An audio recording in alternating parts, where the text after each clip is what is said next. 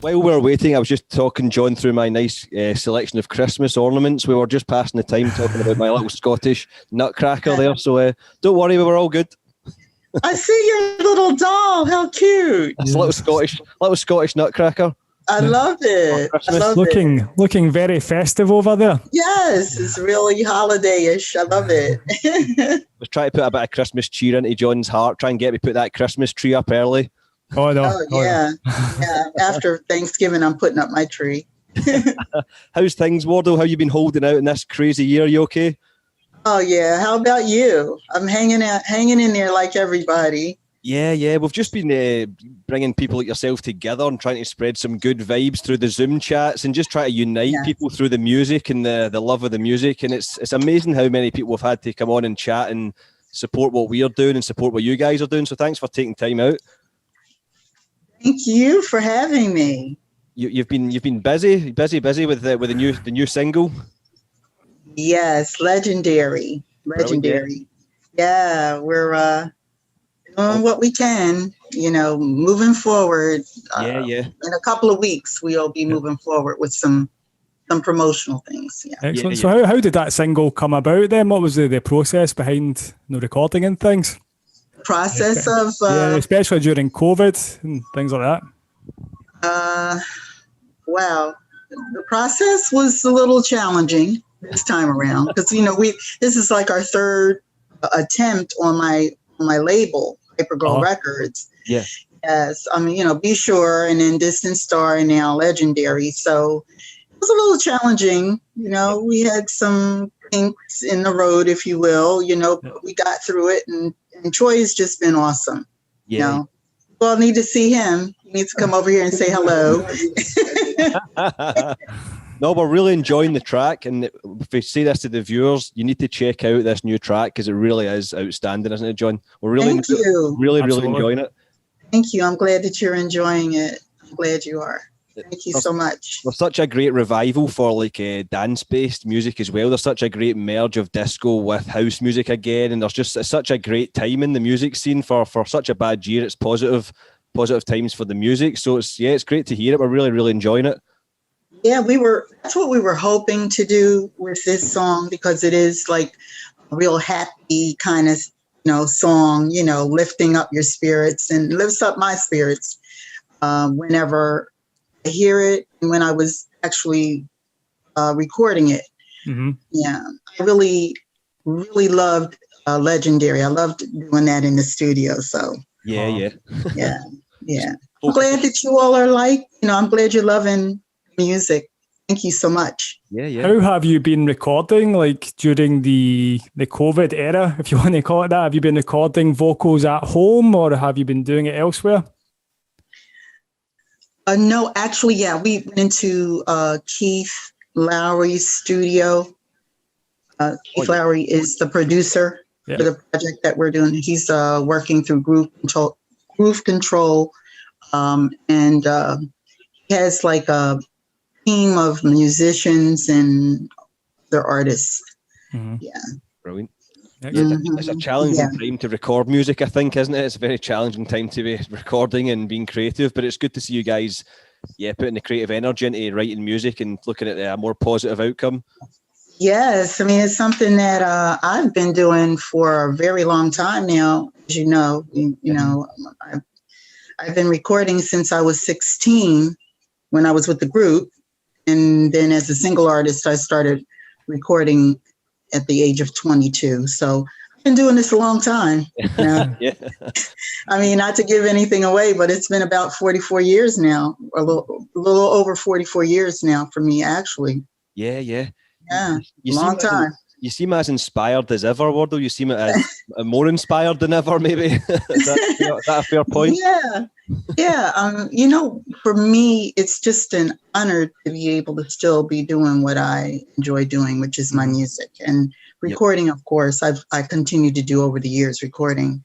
So I feel so grateful I'm able to continue to still do this. Mm-hmm.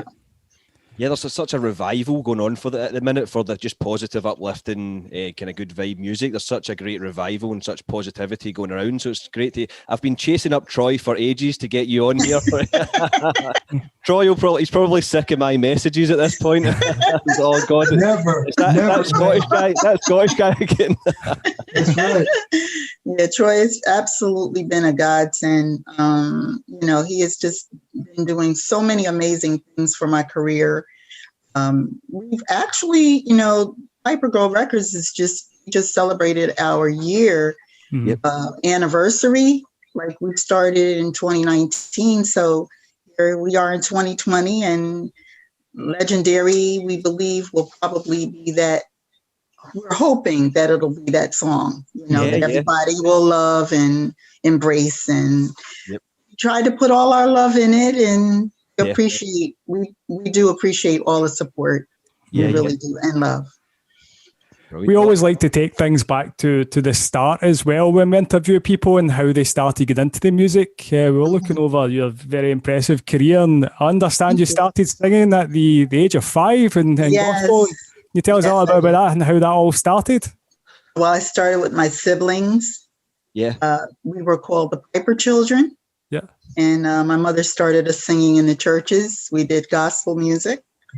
Brilliant. And I've been singing since I was 5. All of us are like stair-step kids. So I was 5. My sister Dee was 4. My brother Glenn was 3. My sister Charlita was like a little baby. So that's how we started out. And we continued to sing for a very long time. We sang up until I was in my early 20s when we stopped. Right. But it sounds like you guys could sing before you learned how to talk. My dad said that I was dancing and singing in the crib, so I think you're right. You were destined for fame, I think, Wardell. Destined for this lifestyle. Yes. Brilliant. Yes. So, it was Philadelphia, wasn't it? Philadelphia. You brought up in, was it around Philadelphia? We were brought to Philadelphia in 1968. Originally from Albany, New York. All right, right. Yeah, Albany, the capital of New York State. It's my hometown. Right. And that's where I got my start as far as music is concerned. Ah, okay. My mother started us singing when I was a little girl. And then later on, I started playing the piano and clarinet at a very early age as well. So I've always been in the performing arts. I was in different choirs, different orchestras, things like that. Growing up. And what was your first break into the music industry? Going from the gospel and things like that, and then going into the industry. What was that kind of stepping stone for you? Absolutely.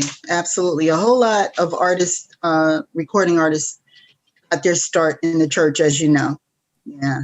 It's like the first audience that I had, growing up was the church, and made you really feel good about what you were doing. It was like, they thought we were really cute because we were little kids, So, when I noticed that, I was like, wow, I kind of like this, So, yeah, it was almost like you had this confirmation that it's okay to do what you're doing. So yeah, that's why I believe I kind of liked it, because they made us feel like it was okay, what we were doing. Great. I think that's a good positive start to music, whereas maybe nowadays with the social media driven world, it's all about possibly trying to chase fame, possibly, whereas someone like yourself starting off in with the Gospels, you just done it for the love and the passion of the music. That's absolutely right, Paul. That's absolutely right. I'm glad that you said that, because that's absolutely the truth. Yeah. Most of us from that era, the early era, like in the 60s and the 70s, we were really into the music. We loved the music. It was that's how I always felt about music. It was just something that I do, whether I'm performing for anyone or not. I just love music. Yep. I love doing what I'm doing. So whether I'm doing it in front of thousands or other, an audience, or I'm doing it to an audience of one, I'm good. I am good. Yeah, I think that's important, isn't it? Just to really feel it and be passionate about it, and they'll let the let the rest take care of itself, basically. Absolutely. Absolutely. Yeah, I think that the 70s, we look back at the 70s. I'm trying to show our age, but me and John were born a little bit after that. But we always look back to that era and we just get so mesmerized and so inspired by it, because it really did look like everybody was enjoying the music. It looked like it was a real special, magical time for music. It really was. It was that. Yeah. Absolutely was a magical time, a musical magical time. That's exactly what it was. Yes. We appreciate now that, you all want to know more about what we've done. And, that means a lot. It does. It means a lot, especially the way that things happened during that time, until social media came to be. Some of us never really knew that we, still had people out there that wanted to know about our music and what we're doing now. So. That's because you guys showed us how it was done, Wardell. We're still trying you guys did the standard. Come on. Oh, thank you so much. I know a lot of the artists. I've been fortunate to perform with several of the artists from the era that I was known for at the time, which was disco. Yeah. And many of the artists that I've worked with, a lot of them and love, we all really do appreciate the fact that there are many people that want to know what we're doing now and still love our music from back then. Yeah. Really appreciate that. Yep. And did you play at the Paradise Garage back in the day as well? Was that some gigs that you had in there as well? I'm sorry, could you repeat that again? I said, did you play at the Paradise Garage as well? Garage. Oh yes, Paradise Garage. Oh yes. Can you tell us a little bit about that experience? Because that place is just absolutely legendary, Yes, actually, I did Paradise Garage twice. Brilliant. For Frankie Crocker, from WBLS. Yeah. He had me not only to do 2 shows at Paradise Garage, but I did a couple of birthday celebrations for Frankie as well. Oh, okay. Yeah. Yeah. I was one of his favorites. Yeah. Oh yeah. I was absolutely one of his favorite artists. Uh-huh. What was that like, Wardell? What was the Paradise Garage like at that time? That was really influential. What a place that was. Can you explain that? Can you sum that place up? Yes. Paradise Garage was, if you love dancing, you love to party, that was the place to be. Mm-hmm. We would perform after midnight, and into the wee hours of the morning. Yeah. We would stick around and dance all night with everybody. It was just, and they appreciated us so much when we performed. It was amazing. The energy and the DJs at that time, Larry Levan, every time whenever I would go there, whether I was performing or I would just go there to party, I would see Larry Levan, and he was so nice. And so were the others that were there. I don't remember all of their names, but I do remember Larry Levan. Yeah. And it was just, everybody was so nice. Everybody was so nice and so loving. Yeah. It was an amazing time. People just went to just enjoy the music and enjoy being around each other. That's right. Yeah, that's nothing else. Right. I thought it was an escape and just enjoy yourselves for that night. That's right. And it would be packed. Yeah. I remember the first time I did the garage, and I looked out from the outside, and it was all, the lines were all the way around. It was just so many people. Yeah. And I had never been to New York before that, before I became an artist and got to do what I did in New York with my record company and everything. So I was really surprised that, the popularity was like it was for what we were doing and for us as individual artists. And so it was a first for me. And I tell you, it's something I will always cherish. Yep, I will always cherish that. What a memory! What an influential place! I think we all look back at that now and we all wish we could go, don't we, John? I really wish we could go. We have to reopen that place. Yes, it was so exciting. The music was hot. Yeah. And all the music the DJs played and the way that they played and spinned was really unique.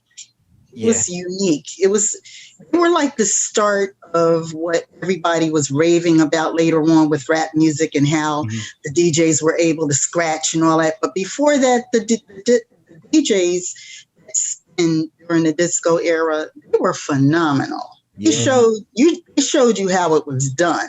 And they didn't use a lot of the electronic stuff that's done now. No disrespect to what they're doing today.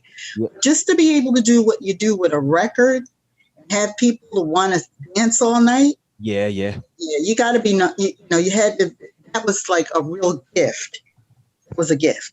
Definitely. And some of the sets those guys done were like 6, 7, 8 hours long. It was like a shift nowadays. Absolutely. That's right. 1 hour, and then we go and sit at the bar. Right. Absolutely shattered after right. that. That's exactly right. That's exactly right. They spend all night. It was like they were spinning even before we would come on and perform. Yeah. So, they were there early, and then they would continue up until the wee hours of the morning. Yep. So, that was really unique, that they would have that kind of energy and drive. And even another thing back then, I don't know if you know this, but the DJs in the clubs, they made our records a hit in the club. Yeah. And they what they did got the attention of the record companies. So, there were lots of songs that never charted, that were hits in the club. Okay. So, and then a lot of us that were fortunate enough to have our records charted, they just took everything for us to another level. So, yeah. I think that was the power of the DJ back then, wasn't it? The power Absolutely. of the DJ. It was, they had a lot of notoriety and whatever it was that was necessary to bring our music and everybody else's music to another level.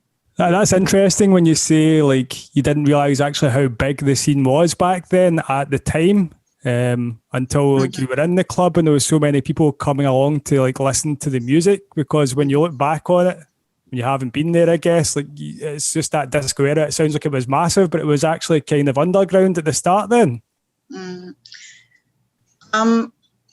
asking if the DJ started then with being noted that way? Yeah. For like what's going on now? I would say so, yes, absolutely. And another thing the DJs did, they reported to the pools. Mm-hmm. There were pools that, they would report, like, those of us that were charted, and we went on the charts in Billboard, Record World, and Cashbox. There were 3 entities at that time they reported to. It wasn't just Billboard then. It was Record World and Cashbox as well.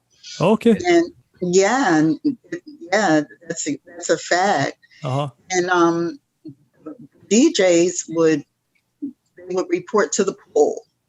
Right. It was like, when I say a pool, I mean it was like so many of the DJs, and they would have a pool where all the DJs would be, and they would decide whose records would be put, between number 1 and number whatever. Okay. And, and then the record companies would take it from there. They listened to the DJs. Whatever they said they liked, record companies would say, okay, well, we're gonna pay more attention to whatever artists we have because the DJs love them. That's how it went. Yeah. That sounds like the DJs were absolutely pivotal in a lot of careers back then. A lot of careers, like making big artists. Absolutely. Just about every artist that was out there was definitely, the DJs definitely had an influence in. Absolutely. I think even the influence, it wasn't just around like New York and the surrounding areas. It hit the UK and it hit all over. Hit the world, basically, wasn't it? it was all over the United States. The pools were all over the United States. It wasn't just New York. Yeah, we're in every city. Yep. Every city reported. And us Brits wanted a bit of the action as well over here, didn't we? We couldn't get enough of the disco over in the UK, and it took the UK by storm as well. Yes, absolutely. I mean, overseas has always been that place that artists have wanted to be known and get a chance to perform. Yeah. Overseas. We all look forward to that. That's a very big thing for us. Absolutely. Yep. We absolutely love our friends overseas. Absolutely. We appreciate you all so much, loving what we do.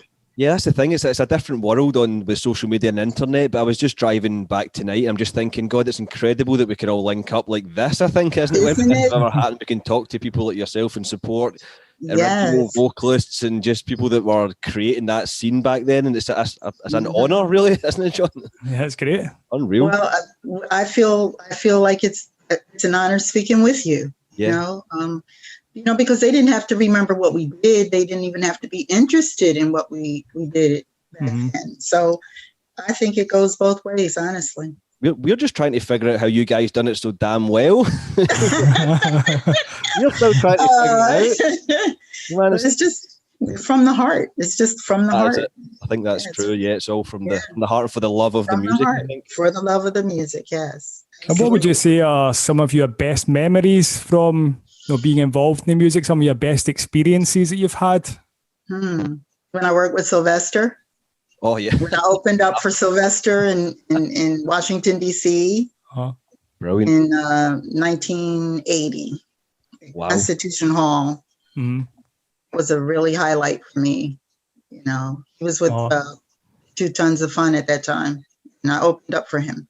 Brilliant. What was he like? Was he a good character? He's a beautiful person. Yeah. Beautiful. He was a beautiful person. I got a standing ovation when I opened up for him.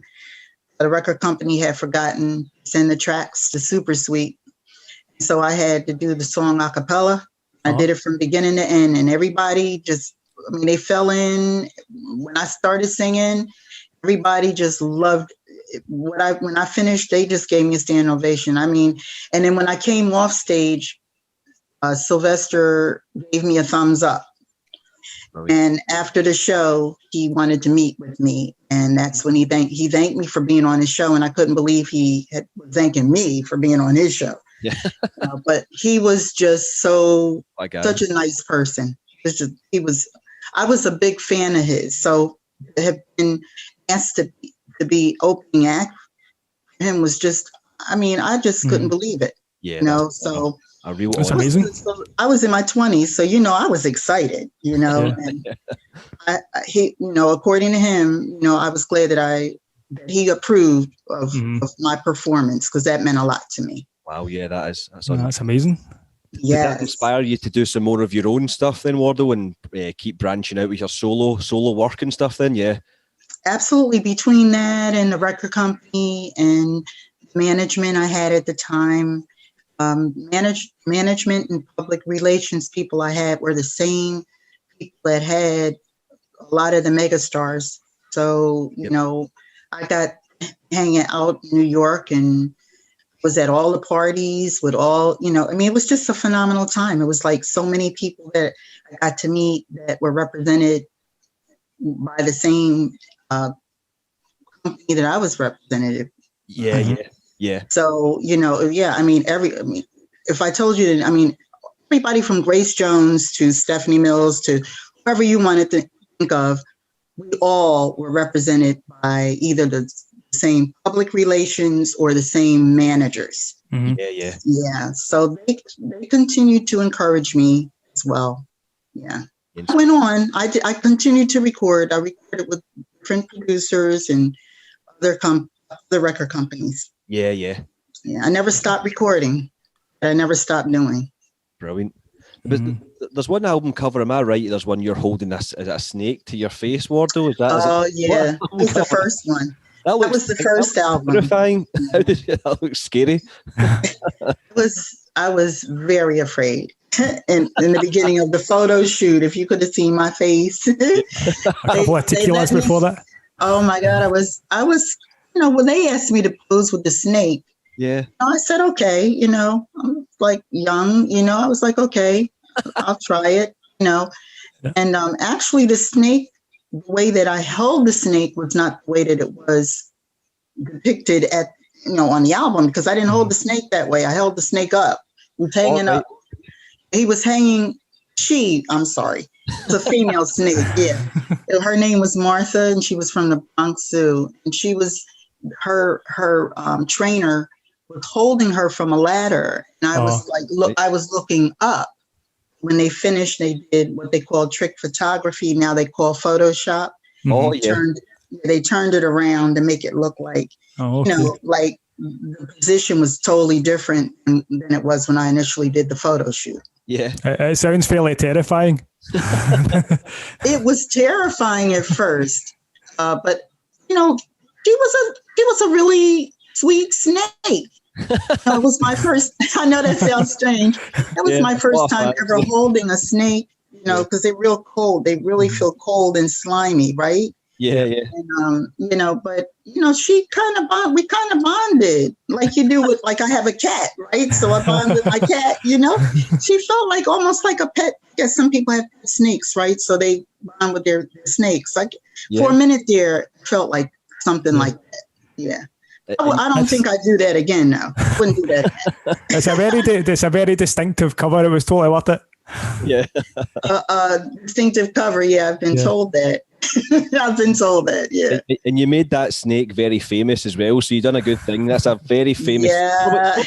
Probably the most famous snake in the world, actually, isn't it? Yeah, that's what they told me. That's what they told me. Yeah. Yeah. So what? It was quite an experience. Quite an experience. I bet. What's the future then, Wardell? What can we expect from you in the future? What's your plans, you and Troy? The miracle man Troy is always up to things, and tell him I'll leave him alone for a while after this. Well, you want me to let him answer that for you? Because he's right here. No, what you guys, you can tell us between the two of you what you guys got coming up then. What you guys got, well, Troy, you want to tell him real quick? Paul, whatever she decides that she wants to do, is what we're going to do. So listen, she's the boss. I'm just here. I'm along for the ride. That is the right answer, Troy. That is the right answer. She's the boss. As long as there's no snakes. Yeah, as long as there's no snakes. That's all. That's all. No, really quick. We really want to see how this. We really want to see how this single does. Yeah, Legendary. Yeah. And there are some prospective plans in the work, but first we just really want to focus all of our attention on Legendary. Yeah. And for people that are listening to this, where can they go to hear the single and download it? It's on all the social, all the musical streaming platforms. Yep. It's on all of them. If they just want to listen to it, before they purchase it, they can hear it on YouTube. It's on YouTube as well. Brilliant. Awesome. We can back that up, hey John. Go out and buy it, guys. Go out and support it. Yeah. Please. Buy and download. Please, yeah. That would be wonderful if you, we appreciate it. We really will appreciate that. No, keep up the great work, Wardell. It's an absolute pleasure to have you on for a chat. I hope you'll come on and join us again sometime. And me and John will always get behind your music and what you guys are doing. We'll try our best to... we don't seem to leave Zoom that often, so we'll do our best to shout about it and promote it and do what we can, all right? Oh, thank you so much, Paul. And appreciate you all so much, having me on your show. I appreciate it. And it's been so much fun. I hate for us to have to go. I'm enjoying it. I'm really enjoying this. Yeah, we just started the show up because I missed John so much in lockdown. I thought, John, let's see your face more on Zoom. We've seen more of each other this year on Zoom than we ever did before.